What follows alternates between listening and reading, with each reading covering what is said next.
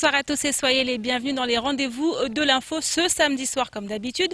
Nous allons parler de l'actualité, décortiquer ce qui s'est passé sur notre île pendant ces derniers jours. Je vous propose pour cela d'aller retrouver mon invité qui nous attend pas très loin d'ici.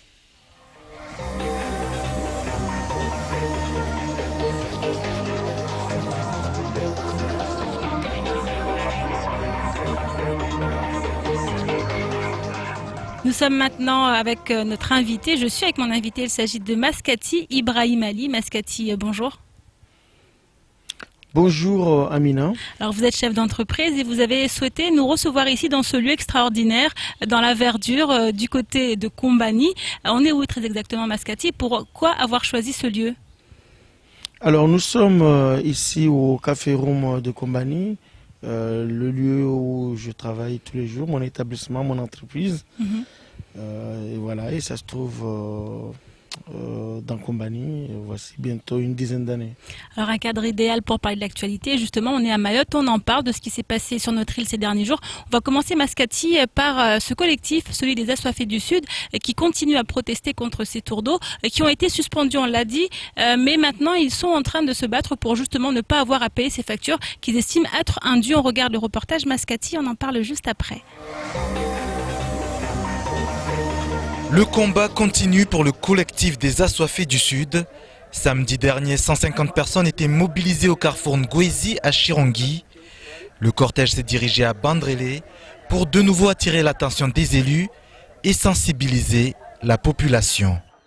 Il ne faut pas que la population paye des factures sans condition, sans au préalable qu'on ait exigé des comptes à la SMAE et au syndicat des eaux.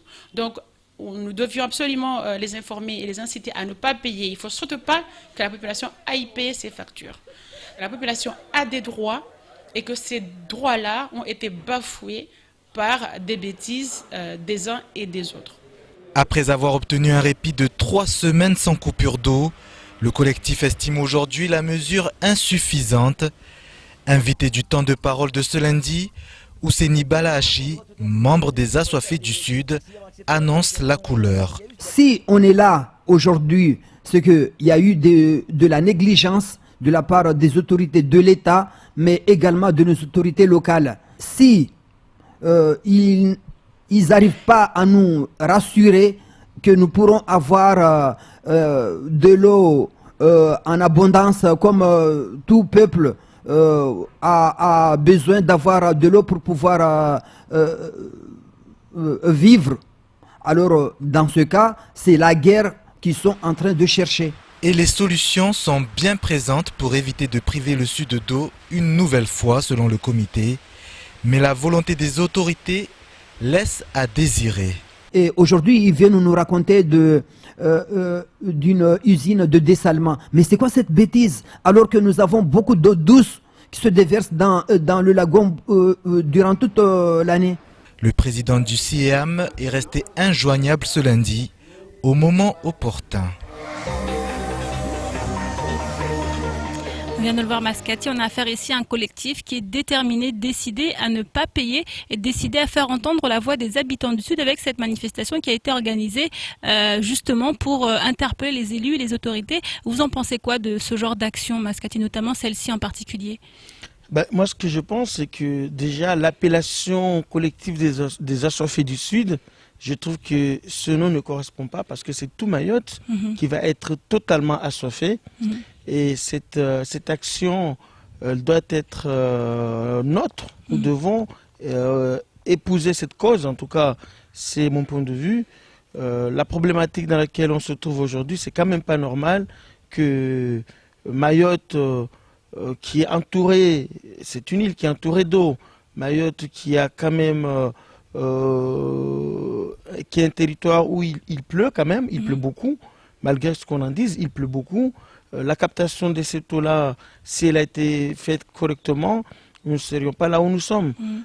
Il faut que ces collectifs s'agrandissent parce que très vite, si la population qui est celle qui est à Mayotte actuellement continue à s'agrandir, le problème sera énormément plus important et il faut que nous soyons tous solidaires avec, avec ce collectif qui doit être le collectif des assoiffés des Mayotte.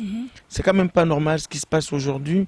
Il y a un fatalisme vis-à-vis des services des communes parce que c'est un domaine qui relève des collectivités qui sont les communes. Ils ont délégué ça au syndicat des eaux. L'État a un droit de regard sur ce qui se passe quand même dans le département. C'est quand même pas normal que on soit là à lever les mains en l'air pour se dire quand est-ce qu'il va pleuvoir. Un problème d'anticipation, donc parce qu'on parle notamment de ces infrastructures qui aujourd'hui sont pas forcément adaptées ou alors carrément manquantes pour certaines, parce que certains disent que si les infrastructures avaient été mises en place pour capter toutes ces eaux qui arrivent sur Mayotte avec la saison des pluies, on n'aurait pas ce problème. Est-ce qu'aujourd'hui vous remettez clairement en cause l'inaction, l'inertie des élus pendant toutes ces années comme certains le font déjà? Alors les élus c'est une chose, il y a les techniciens. Nous ne savons pas, d'une part, anticiper l'exploitation des ressources que nous avons, et deuxièmement, nous n'arrivons pas, à défaut d'anticiper sur l'exploitation des ressources, nous devons anticiper sur la population, l'augmentation de la population. Aujourd'hui, c'est quand même extraordinaire que tout le monde est étonné de la situation que nous vivons. C'est comme si ça tombe du ciel. C'est un problème. Vous l'avez vu venir, Mascati, vous, en tant que chef d'entreprise? Ce que j'ai vu venir, c'est l'augmentation de la population. Vous l'avez ressenti dans votre activité? Je le vois. Chaque fois que vous êtes dans Mamoudzou, vous voyez des nouvelles têtes. Chaque fois que vous êtes dans votre quartier, vous voyez des nouvelles têtes. Et c'est une réalité. La population est en train de s'accentuer à une vitesse extraordinaire. Ça, c'est une chose. Ça, c'est la partie population. Maintenant, la partie ressources. L'eau, c'est la vie. Est-ce qu'aujourd'hui, la compétence des communes qui a été attribuée au syndicat des eaux, est-ce que cette compétence-là, elle est utilisée à bon escient? Est-ce que le syndicat des eaux a les moyens, en termes de moyens financiers, pour pouvoir mener d'une part les investissements nécessaires pour justement pouvoir satisfaire l'eau de la population? Est-ce qu'ils ont les moyens financiers pour le faire? S'ils ne les ont pas, est-ce qu'ils ont l'ingénierie dans leur service pour aller chercher les fonds qui peuvent être des fonds européens, qui peuvent être des fonds de l'État? Est-ce qu'ils ont cette ingénierie-là? Et si jamais ils n'ont pas cette ingénierie-là, ont-ils la capacité de se tourner vers ceux qui savent faire? Vous comprenez? Donc il y a tout un système qui, pour vous, aujourd'hui, pose problème, un système qui, aujourd'hui, n'est plus efficace, n'est plus... Le problème se posait à La Réunion. Le problème se posait à La Réunion. La Réunion, ils ont su régler le problème. Parce qu'ils ont cette capacité d'anticiper, ils ont cette ingénierie des réactions, des recherches, des moyens. À Mayotte, si on ne sait pas faire des choses, pourquoi avons-nous peur, pourquoi avons-nous tort d'aller chercher les compétences ailleurs? C'est ça la problématique. Parce que c'est le collectif, ils se sont battus pour une première phase qui est de l'eau pour tout le monde. Et puis une deuxième phase qui est de dire, il n'y a pas eu de l'eau pour tout le monde, pourquoi nous devons payer? Et ils ont raison, je suis d'accord avec eux, il y a un contrat qui est un contrat, non pas de moyens, mais de résultats. Et si vous n'avez pas eu l'eau potable, pourquoi vous allez payer? Ils ont tout à fait raison. Et lorsque la problématique va arriver dans toute la population de Mayotte après le ramadan, parce que c'est ce qui est prévu, à ce moment-là, c'est tout Mayotte qui ne devra pas payer l'eau. Puisque les coupures venant, l'eau qui va ressortir, elle sera impropre à la consommation. Il va falloir la bouillir, il va falloir faire des choses, le traiter. Ce n'est pas notre métier de traiter de l'eau. Il y a un professionnel qui s'appelle la mahoresse des eaux. Stocker de l'eau, ce n'est pas donné à tout le monde, c'est un métier et il y a des professionnels pour ça. Nous, au bout de la chaîne, c'est de consommer de l'eau potable. Et donc, total soutien envers ce collectif et j'incite tous les Mahorais à se sentir concernés parce que ça va arriver très vite pour nous tous. On va maintenant parler un autre mouvement de colère, Mascati. On va aller du côté de la CSSM maintenant, avec ces agents qui continuent à réclamer l'alignement de certaines de leurs revendications avec ce qui se passe en métropole. On va voir au niveau national, du moins, on va regarder Mascati, ce reportage, avec ces agents qui aujourd'hui sont décidés encore une fois à aller jusqu'au bout pour obtenir gain de cause. On regarde le reportage, on en parle juste après. Nouvelle journée de grève à la CSSM. Ce matin, les agents se sont retrouvés au siège de l'institution afin de faire le point. En effet, hier soir, les syndicats ont reçu une proposition émanant directement de l'État. La direction nous a contactés hier soir en nous disant qu'il allait y avoir une réunion à Matignon. Moi, j'ai envie de dire à la direction, si elle nous regarde, j'ai envie de dire que Matignon, l'État n'est pas notre employeur. Notre employeur, c'est la sécurité sociale. Donc aujourd'hui, nous ne voulons pas aller à Matignon parce que Matignon, l'État n'est pas notre employeur. Alors bien évidemment que l'État veuille discuter avec nous, effectivement on n'est pas fermé, l'État peut venir ici, mais nous on n'ira pas à Matignon. Nous ce qu'on demande c'est l'ouverture d'une réunion de négociation avec notre employeur. L'intersyndicale refuse de discuter avec l'État, comme elle refuse d'attendre l'application de la retraite complémentaire à l'ensemble des salariés du département. Les actions se poursuivent donc, et ce matin les agents ont perturbé la circulation en se rendant jusque dans les locaux de la branche famille située à Kaweni. Hier, nous étions partis voir nos collègues de la Petite Terre. Aujourd'hui, nous sommes à la branche famille à Kaweni. Aujourd'hui, on n'a aucun accord sur aucun point qui pourrait nous sortir de la grève. J'ai dit bien, on n'a aucun accord sur aucun point. En effet, si les prestations sociales dues à la population ont pu être assurées ce mois-ci, les choses risquent de se compliquer si le mouvement venait à durer. Là, ils ont fait ce qu'on appelle apparemment les paiements de masse, sachant que sans le personnel de la sécurité sociale, de la caisse, les prochains paiements ne se feront pas de toute façon.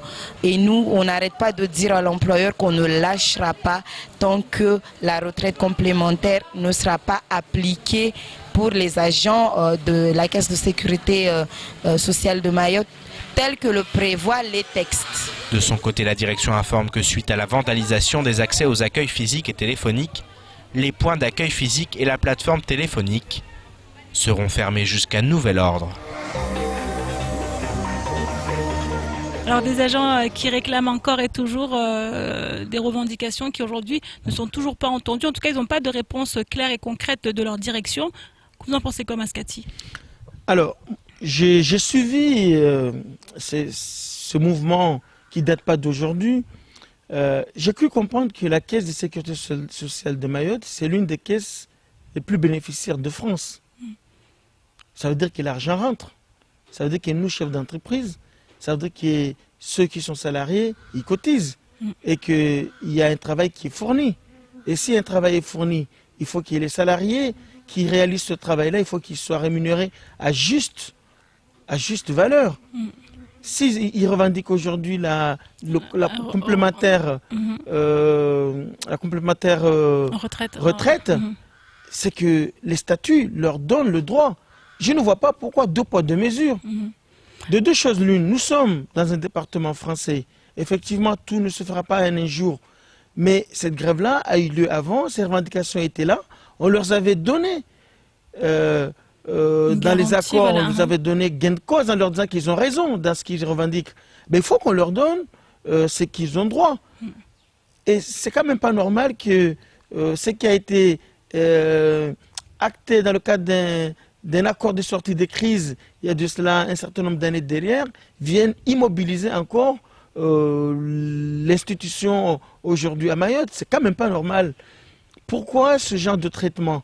Justement, on a souvent l'impression que quand il s'agit de revendiquer les droits de Mahorais en général, quand on parle de salariés ou d'autres publics, on a l'impression qu'il y a toujours une difficulté à aligner leurs droits avec ceux de nos compatriotes qui sont au niveau national. Aujourd'hui, Mascati, vous, en tant que chef d'entreprise par exemple, comment vous voyez tout cela? Quel œil vous portez sur ce genre de situation? Moi, mon regard, il est à la fois critique et je reste prudent. Pourquoi? Il y a deux types de revendications. La Caisse de sécurité sociale, comme je le disais, elle est bénéficiaire. Elle produit de l'argent On transfère même, paraît-il, des sous de Mayotte vers les caisses de sécurité sociale de la métropole, des métropoles. Mais bon Dieu, mais pourquoi on ne paye pas ces salariés ce qu'ils ont droit? C'est eux qui produisent cet argent-là. C'est le fruit de leur travail. Maintenant, sur l'autre partie, qui concerne les rattrapages en termes de salaires au niveau des entreprises, les charges venant, il y a des charges qui alourdissent. Moi, je suis disposé à donner le meilleur salaire à un salarié, pourvu qu'il me produise de l'argent. Donc, si le salarié produit de l'argent, c'est le fruit de son travail également. C'est effectivement mon investissement. Moi, en tant que chef d'entreprise, j'investis mon argent. Lui, le salarié, il investit son savoir-faire. On produit de l'argent, on le partage. C'est ça ma conception des choses. Maintenant, il y a des choses, il y a des prestations à caractère social que l'État, du fait que c'est l'État français, donne à toute sa population pour les accompagner, pour les aider. Les transferts sociaux. Ben, ces transferts sociaux, il faut les donner. Les gens, ils n'ont rien demandé, on leur dit vous avez droit. Ah ben, il faut leur donner ce qu'ils ont droit. Et pourquoi c'est aussi difficile, selon vous, d'arriver à ça, Ben, parce que chaque cause nécessite de mener un combat. Le combat, c'est la confrontation, un rapport de force entre les individus, que ce soit les institutions et la population, que ce soit la population et la population. Il y a toujours ce rapport de force. Il faut toujours commander. À un moment donné, les gens, ils en ont marre. Regardez ce qui se passe en ce moment en Guyane. C'est quand même pas normal ce qui se passe en Guyane en ce moment. Comment se fait-il que, souvenez-vous, à Mayotte, on a fait une grève de 45 jours. Moi, j'étais là. La ministre qui était venue nous voir et nous a proposé des bons de réduction. Marie-Louise Pinchard. Des bons de réduction. Quelle insulte était faite aux Mahorais. En Guyane, on leur propose 1 milliard. 1 milliard. Et ils ont la force de dire que ce n'est pas ce qu'il nous faut. Il nous faut 2 milliards pour pouvoir réellement faire le rattrapage de ce qui manque dans le pays. Et la problématique de la Guyane, c'est la problématique de Mayotte. Autrement dit, il faut 4 milliards. 2 milliards pour la Guyane et 2 milliards pour Mayotte pour pouvoir vraiment aller vers ces rattrapages qui font défaut. Donc Mayotte ne sait pas jouer avec ce rapport de force, d'après vous? Mayotte ne sait pas jouer ce rapport de force. Nos élus manquent en termes de lobbying au niveau de Paris. Il manque en termes de connaissances, il faut dire ce qui est, en termes de connaissances, ils sont mal entourés, ils n'ont pas l'ingénierie politique, parce qu'être un politique à Mayotte, ce n'est pas être un politique à Paris. Et lorsque tu es un politique à Mayotte, tu veux être un politique à Paris et que tu vas aller là-dedans, il faut t'entourer. Le réseau, nous ne savons pas créer des réseaux. Et les quelques hauts fonctionnaires qui arrivent à Mayotte, qui viennent ici, qui pourraient être un appui peut-être à nos élus, les conseillers, travailler avec eux en bonne intelligence, ils ont vite remarqué qu'on ne fait pas le poids et on est la risée. C'est dommage de le dire. On est la risée de tout le monde. Mascati, je vous propose maintenant de parler d'autre chose. On va aller du côté des PMI du Sud, celles qui justement aujourd'hui sont en train de revendiquer, encore une fois on est dans le chapitre revendications et mouvements sociaux, qui sont en train de demander au conseil départemental de leur donner les moyens nécessaires pour pouvoir travailler. Une réunion s'est tenue, on regarde Mascati, ce qu'il en est, on en parle juste après. Les agents de la PMI à la recherche de réponses et d'actions concrètes de la part du département. Près d'une semaine après un premier entretien électrique, salariés des PMI du Sud et représentants du conseil départemental se sont de nouveau rencontrés. Réunion où les revendications urgentes ont de nouveau été mises sur la table. Ça s'est bien passé parce que ça a permis à tout le monde, les médecins, sages-femmes, infirmiers, il y avait tout le monde à s'exprimer, à dire qu'est-ce qui ne va pas, qu'est-ce qu'ils en ont besoin. Et bon, on a pu faire l'inventaire, tout ce qu'ils en ont besoin. Enfin, on n'a pas pris l'engagement, mais bon, on va faire le nécessaire pour pouvoir les livrer d'ici la fin du mois, dans les 5 PMI du Sud. Si pour le département, les doléances ont bien été entendues, du côté des agents de la PMI, on reste tout de même vigilant.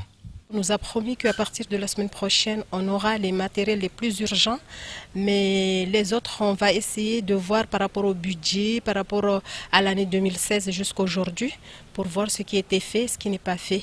Mais j'ai remarqué tout simplement qu'il y avait vraiment un gros problème de communication entre les directeurs et celles d'ici au conseil départemental. Mais là, on attend encore et on verra l'avenir qui nous réserve. 2 heures de table ronde où de nombreuses anomalies ont été constatées au sein des services du département. Pas de quoi rassurer. Nous avons quand même noté qu'il y avait des dysfonctionnements et nous allons mettre le doigt dessus puisqu'apparemment M. Issa Abdou a signé des bons de commande, notre direction a envoyé des bons de commande, mais apparemment le DGA M. El Kabir n'a jamais reçu de bons de commande. Donc il y a un problème quelque part, je ne sais pas s'il y a des mauvais djinns au conseil départemental qui subtilisent les documents. Nous allons essayer d'avancer dans ce sens-là, dans l'intérêt de la population et des salariés des PMI. Des employés des protections maternelles et infantiles qui maintiennent la pression et qui n'excluent pas de redescendre dans la rue en cas de promesses non tenues d'ici la fin du mois d'avril. Alors Mascati, on vient de le voir, les agents des PMI du Sud sont exaspérés par ce qui se passe. Une situation qui aujourd'hui pèse énormément sur leur travail, sur leur morale. Ils demandent aujourd'hui que des solutions soient prises. Et on a vu, ça a l'air d'être très compliqué cette affaire. Mascati, vous pensez quoi de cette situation, notamment quand il s'agit de santé comme ça ? Alors le problème, il est très délicat parce que c'est un problème de santé publique. Parce que les PMI, c'est là où justement les nourrissons sont reçus pour être suivis. Et c'est très inquiétant, mais qu'est-ce que vous voulez qu'on fasse, À un moment donné, il y avait un élu qui était en charge de ce dossier, c'était Jacques Marcel Henry. D'aucuns disaient que c'est un problème de personne. Aujourd'hui, c'est Issa Abdou Issa. La problématique est toujours la même. Ce n'est pas un problème de personne. C'est un problème structurel. C'est-à-dire que nos outils, qui sont les PMU, ne correspondent plus aux besoins actuels de la population. Qu'est-ce qu'il faudrait faire dans ces cas-là ? Il faudrait tout revoir tout ce système et en faire quoi, par exemple, Mascati ? Alors, ce qu'il faudrait faire, il faudrait que ça devienne une cause nationale. Il faudrait que ça devienne une cause nationale, que le prochain gouvernement qui sera aux affaires dans 2 mois, dans 1 mois, que ça devienne vraiment une cause nationale, parce que l'enfance meurt à Mayotte. Il y a un appel d'air qui vient des îles d'à côté. Les femmes des îles d'à côté viennent tous accoucher à Mayotte. C'est la générosité de la France qui veut ça. Mais quand on est généreux et qu'on n'a pas les moyens d'accueillir les gens, qu'est-ce qui se passe? En ce moment, il y a beaucoup d'enfants qui n'ont pas été vaccinés. Le suivi n'a pas été fait. C'est pas normal. Donc là, qu'est-ce qu'il faudrait ? Il faudrait carrément bloquer. On revient à l'immigration clandestine, c'est ce que vous voulez dire ? Ce que je veux dire, c'est que est-ce que ça suffira de bloquer? Est-ce que ça suffira de dire qu'on n'accueille pas toutes ces femmes-là pour accoucher à Mayotte? Ça suffira de régler le problème?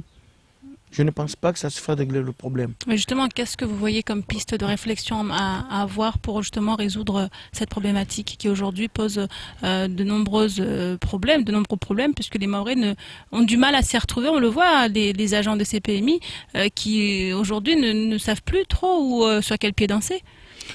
Alors moi, je suis désarmé face à une telle situation. Je ne sais pas comment résoudre ce problème. On ne tombe pas dans le fatalisme là, du coup, vous qui en parliez tout à l'heure, Mascati Non, on ne tombe pas dans le fatalisme. Là, nous sommes dans un domaine qui est un domaine régalien de l'État, l'hôpital. L'hôpital, parce que les PMI, c'est par extension de l'hôpital. Bien que il y a des moyens qu'on dise que c'est la collectivité qui doit s'en occuper. D'ailleurs, ils avaient demandé à être sous tutelle de l'État, ces agents de la PMI. Ben justement, c'est pour ça que j'ai dit qu'il faut que ça soit une cause nationale. Il faut que ça soit une cause nationale. Moi, je n'ai pas la réponse. Ouais, je pas honte de le dire. Je ne sais pas comment résoudre ce problème. Je ne sais pas comment le résoudre parce que c'est des vies humaines. C'est des vies humaines qui sont en train de... c'est toute une jeunesse, qui ne bénéficient pas des vaccinations qu'ils doivent. C'est une détresse sociale énorme qui est là-dedans. Alors, je ne sais pas comment faire. Je suis désolé de vous le dire, je ne sais pas. Vous êtes comme beaucoup d'entre nous, beaucoup de Mahorais, en tout cas, qui cherchent encore des solutions à tous ces genres de problèmes qui, aujourd'hui, font de notre île ce qu'elle est, une île où des espoirs commencent à s'emparer de certains d'entre nous. Merci beaucoup, Mascati. Vous restez avec nous. On se retrouve juste après la pub pour la deuxième partie de l'émission. À tout à l'heure.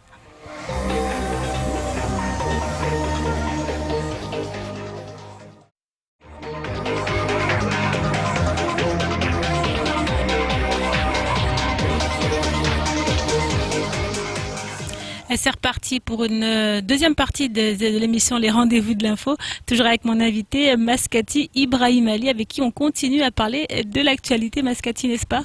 Oui, tout à fait, nous sommes toujours là et on continue à découvrir cette actualité.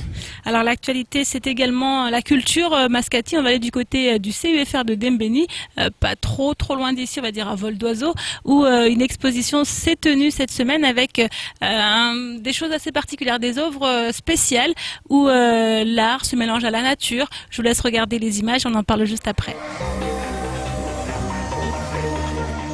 Avec son exposition L'océan Indien de feuille en feuille, Charles Bonnefond a l'art et la manière de combiner l'art et la matière.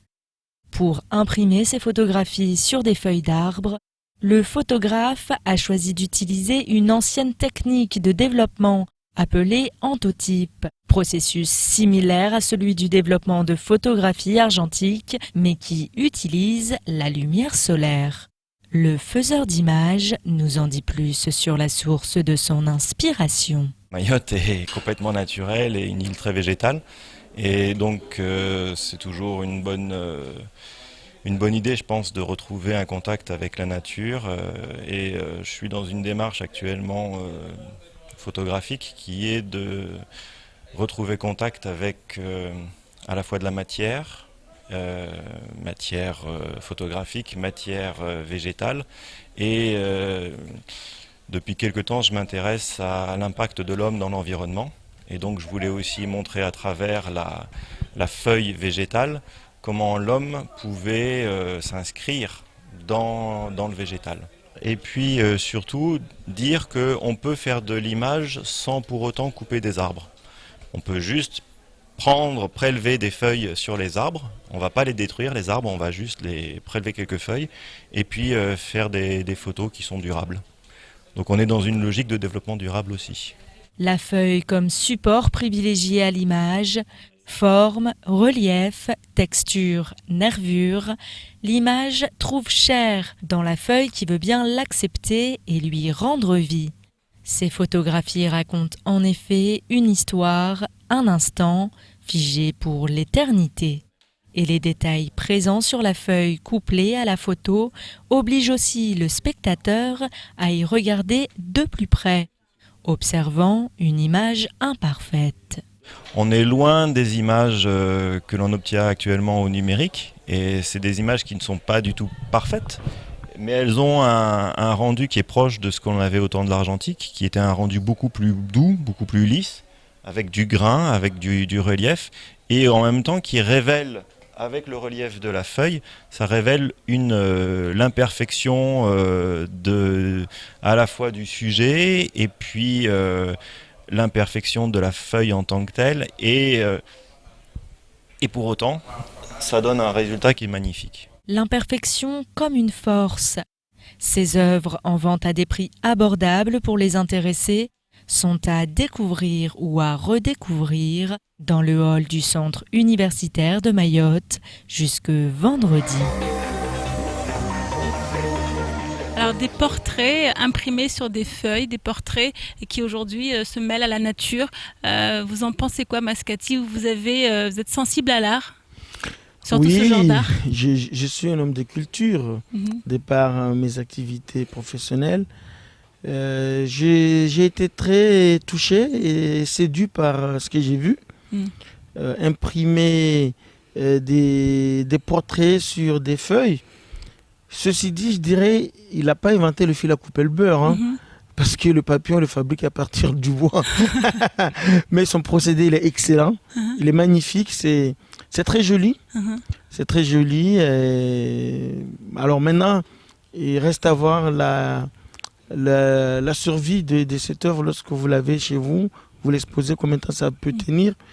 Mais c'est très joli. Mais écoute, se faire tirer le portrait sur un feuille de cannabis, ça doit être pas mal, ça. Justement, on va parler justement de plantes également. On va parler de la flore ici à Mayotte.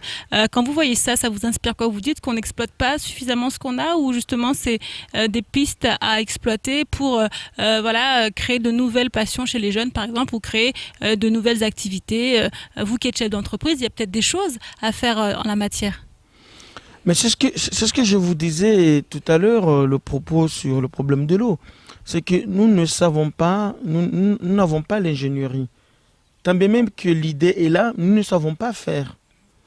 Monter un labo pour les huiles essentielles, pour les plantes médicinales, faire des extractions, faire de la recherche là-dessus.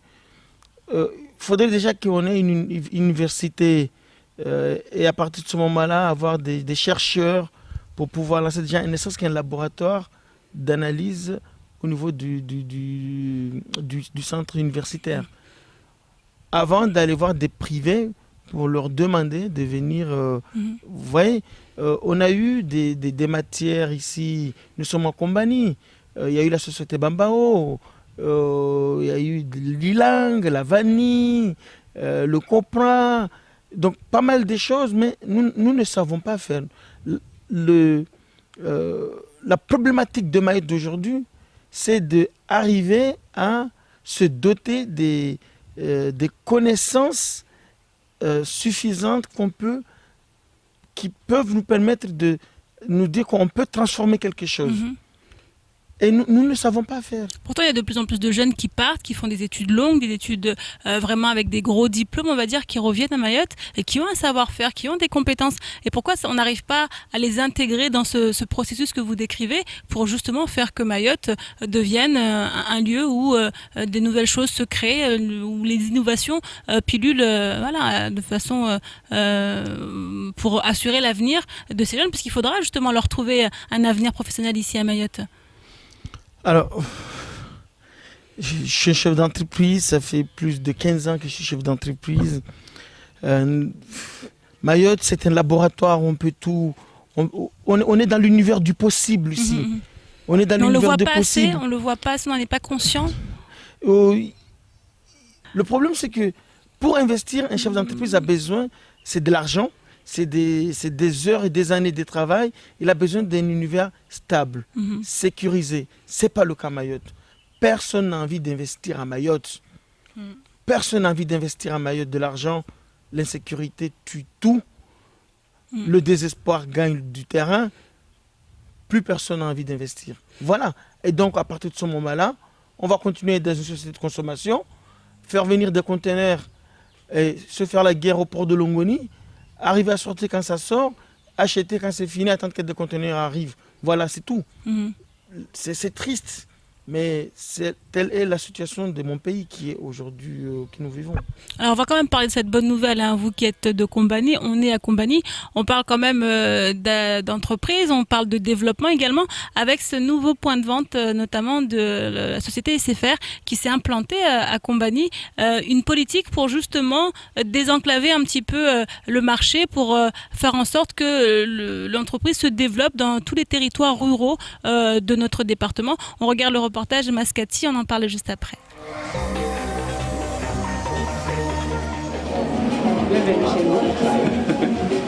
SFR, désormais au centre de l'île. Ce mercredi, l'opérateur historique a ouvert les portes de sa nouvelle boutique placée au cœur de Kombani. Un grand retour pour la société dans le village. Aujourd'hui, cette zone se développe. Elle est à la croisée de nombreuses routes où il y a beaucoup de flux et ça nous intéresse d'être présent sur cette zone. Tout d'abord, pouvoir desservir au mieux les clients et nos prospects de la zone sud et de la zone centre, d'apporter plus de proximité qui Par exemple, aujourd'hui, le dépannage de téléphone, le dépôt de téléphone pour réparation directement à Combani pour éviter de descendre à Mamoudzou et faciliter donc le transport, faciliter l'accès aujourd'hui à nos services.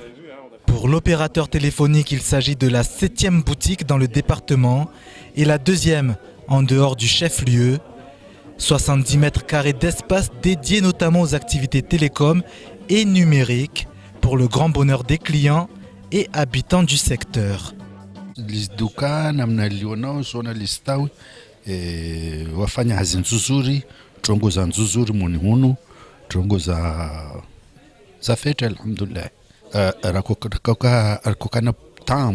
wasula wavanataruke mamudzo ndera nune telefoni au ndera fanye rashanji PS au ndera rafanye wa telefoni yangu ibloki hatijeje sabeleo beleo wantu wasula wavanu director wasula wa Combani waja vanu waja wasula wa Tsingoni waja vanu waja wa rengeleza telefoni zao. Pour la conseillère départementale du canton de Tsingoni, l'arrivée de SFR dans la commune est une véritable aubaine. Combani, une zone en voie de prospérité. Très contente de voir cette structure chez nous. Pour moi, c'est un grand jour pour notre canton. C'est aussi un grand jour pour notre commune. Ce sera vraiment le pôle économique du Grand Centre. Là, c'est un processus qui vient de commencer. On est prêt d'accueillir beaucoup d'investisseurs parce que quand même la structure SFR, ça nous accompagne partout où on est. On est tout près de chez soi, même si on est loin de chez soi. Donc pour moi, c'est un réel plaisir d'avoir SFR à Combani, mais c'est aussi un développement et aussi une attractivité de notre territoire. Une installation pour le groupe dans l'optique de ne pas se laisser distancer par les principaux concurrents déjà implantés en ce territoire à fort potentiel économique. Alors Combani a désormais sa boutique SFR, un retour dans la commune pour la société. Mascati, vous êtes concerné par cette boutique puisque je suppose que vous y irez un jour ou vous êtes déjà allé peut-être déjà depuis. Vous en pensez quoi? Qu'est-ce que ça vous inspire de voir ça? Alors, je suis très satisfait. Je suis très satisfait du développement de l'économie dans notre commune de Tsingoni. Ça me fait très plaisir parce que 15 ans en arrière, quand j'ai investi ici, j'ai dit que le développement économique de Mayotte se fera à Combani. Et je suis content de voir que le pari est en phase d'être gagné. On a 3 opérateurs économiques aujourd'hui dans la téléphonie qui sont ici. Le premier qui était là déjà, c'était SFR. Là, il est revenu avec leur boutique. Il y a Only, il y a Orange. C'est une très très bonne chose. Ça nous donne une dimension territoriale encore plus importante. La commune de Tsingoni et Combani, ça nous donne une dimension territoriale très importante. On a la BFC qui est ici. On a la BRED, on a le Crédit Agricole avec un distributeur, on a la première banque de Mayotte qui est la Poste, qui est ici. Donc on est dans une zone où le dynamisme économique est très présent et ça c'est magnifique. Et tout ce que je peux dire simplement aux gens qui nous écoutent, qui nous regardent, venez investir à Combani. L'avenir c'est ici qu'il va se faire. Et qu'est-ce qui crée ça? C'est la situation géographique? C'est quoi? C'est comme vous dites, parler de dynamisme, c'est quoi? C'est la population qui encourage ça? Pourquoi on voit de plus en plus d'opérateurs économiques s'installent à Combani? C'est lié à quoi ça, Mascati? Mais ça, c'est lié à un travail de fond qui est réalisé par la commune. La commune de Tsingoni est en train de déployer plein de forces pour développer une zone économique. Encore une fois, c'est une volonté politique qui s'exprime. Oui, c'est une volonté politique qui s'exprime. La situation géographique de Combani ne date pas d'aujourd'hui. Depuis que Mayotte existe, la situation géographique, elle est là. Maintenant, il faut des hommes. Ce sont les hommes qui font les choses. Ils font des hommes et des femmes de bonne volonté qui ont envie d'accompagner les opérateurs économiques que nous sommes. Et là, il y a un vent positif qui est là à travers les élus de la commune qui sont en train de propulser ça, mais aussi c'est aussi une volonté de la population, des chefs d'entreprise qui investissent dans l'immobilier et qui permettent justement à ce que des projets comme cela puissent s'installer. Donc c'est une très bonne chose. C'est simplement dire que Combani est en marche, très en marche, et ça va plus se développer. Et je reste persuadé que dans 4 ou 5 mois, vous allez voir, ça va être encore d'autres choses qui vont sortir des terres. Et ça sera que du positif. Et ça permettra de créer de l'emploi. Ça fera reculer le chômage dans la commune. Et ça sera une très bonne chose pour tout le monde. Alors Mascati, on va maintenant parler de culture, encore une fois. On va parler de musique par contre avec ce concert qui s'est tenu en clôture du Tour de Mayotte en fauteuil roulant, le TMF. Vous l'avez suivi avec Dr Léo et son équipe. Un concert auquel a participé des groupes, en fait, des associations qui se sont réunies pour proposer une prestation scénique. Et on va le voir, il s'agit de l'association du groupe Sarera et du groupe Ninga de Chiconi. Je vous propose de regarder cette association, voir ce qu'elle donne et puis on en parle avec vous qui êtes professionnel de la musique. Mascati, vous restez avec nous. On se retrouve juste après le reportage. Une voix, un duo de danseuses, accompagnés par des instruments traditionnels et modernes. C'est ce que nous proposent les groupes Nenga et Sarera de Chiconi. Une collaboration aujourd'hui évidente pour ce duo gagnant.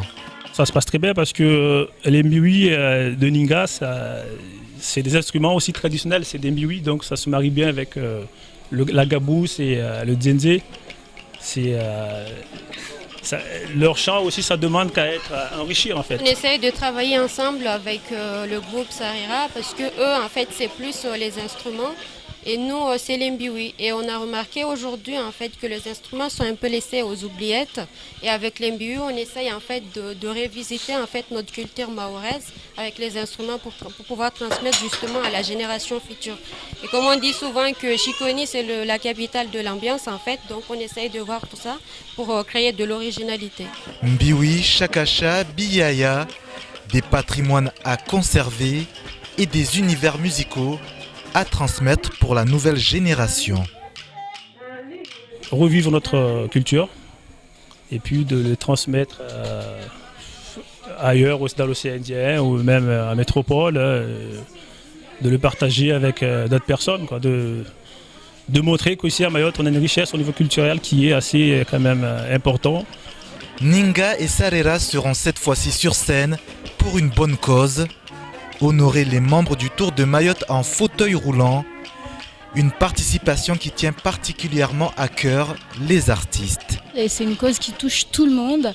L'handicap, c'est quelque chose qu'on se doit tous d'apporter de soutien, de l'aide, parce que beaucoup de familles sont confrontées à ça, à cette problématique d'handicap.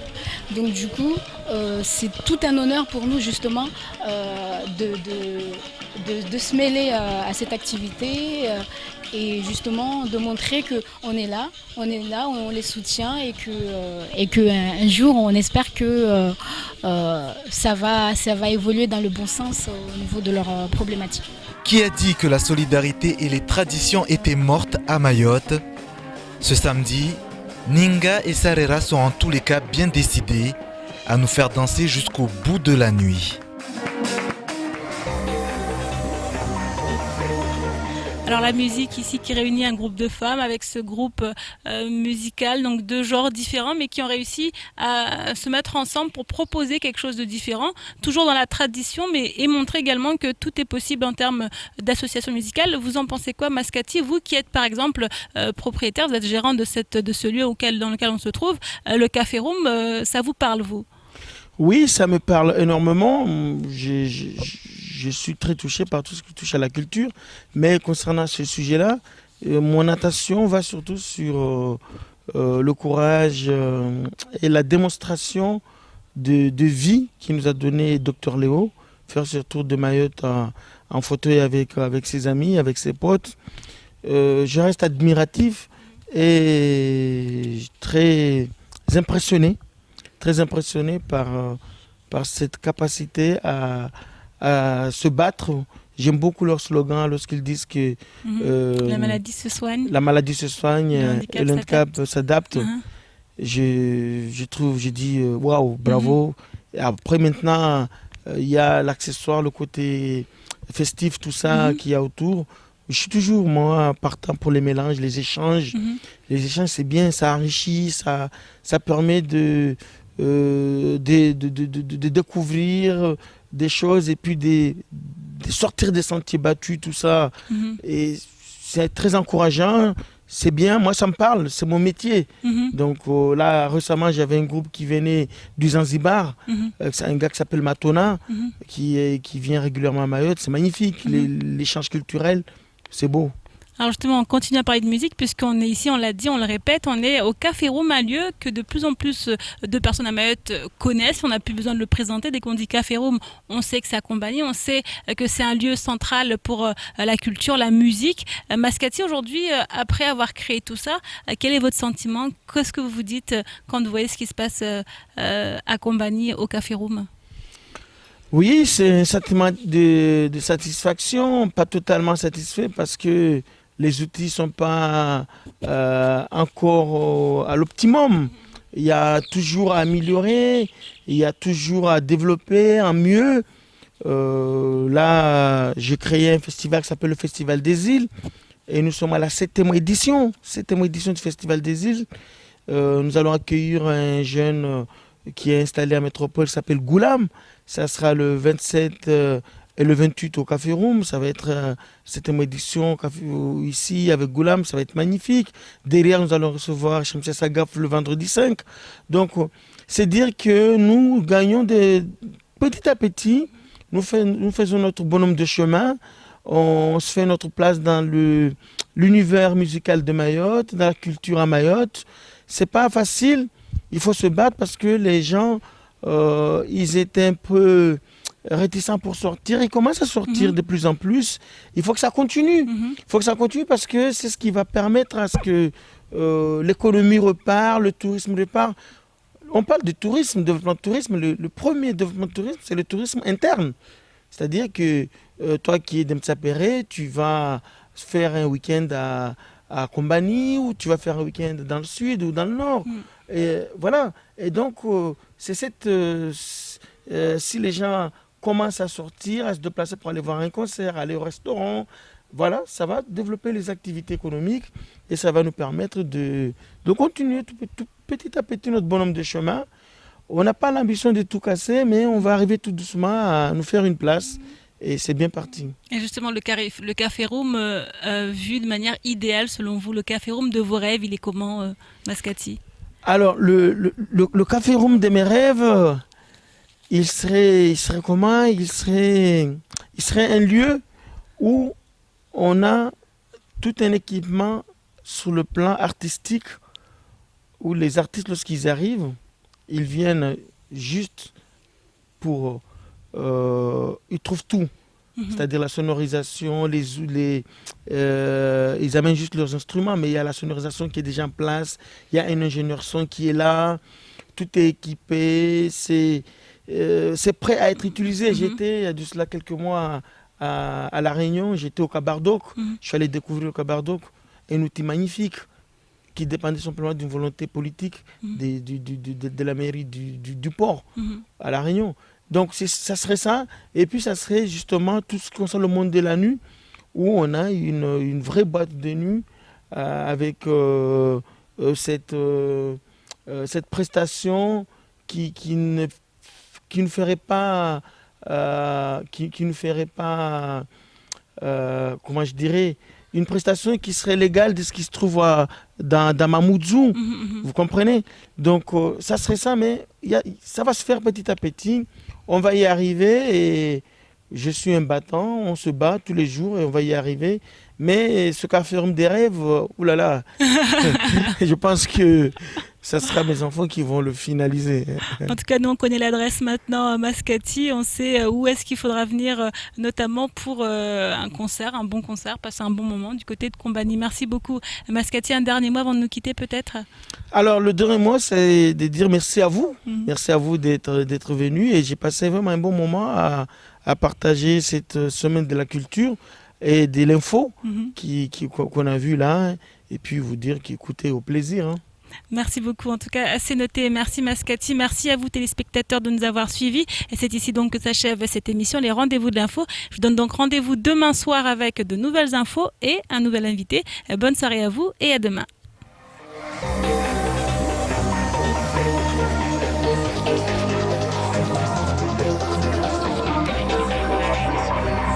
Mayotte.